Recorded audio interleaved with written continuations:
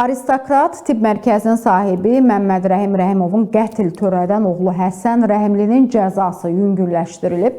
Məlumata görə 6 il əvvəl 9 il müddətinə azadlıqdan məhrum edilən Həsən Rəhimli məntəqə tipli cəza çəkmə müəssisəsinə köçürülüb. Yerli məhkəmə qərar qəbul edərək məhkuma təyin edilmiş cəzanın 2/3 hissəsinin çəkilməsini, həmçinin zərər çəkmiş şəxsin hüquqi varisi ilə barışığın əldə olunmasını nəzərə alıb. Bu əsaslarla cəza çəkmə müəssisəsinə təqdimatı təmin edilib. Məntəqə tipli cəza çəkmə müəssisəsində saxlanılan məhkumların müəyyən günlərdə müəssisədən kənara çıxmaq hüquqları var. Şərtlərə əməl edildiyi halda isə məhkum faktiki olaraq vaxtının böyük hissəsini müəssisədən kənarda keçirə bilər. Bir daha qeyd edək ki, Həsən Rəhimli 2020-ci ildə özünün müdir müavini olduğu atasına məxsus klinikada cinayət törədib. O, klinikanın 58 yaşlı gözətçisi Muraz Əliyevi döyərək öldürüb. Hadisədən sonra cinayəti örtbasdır etmək məqsədi ilə ölümün infarkt nəticəsində baş verdiyini bildirib. Ancaq polis və prokurorluğun birgə araşdırması nəticəsində cinayətin üstü açılıb. Yekun qərardan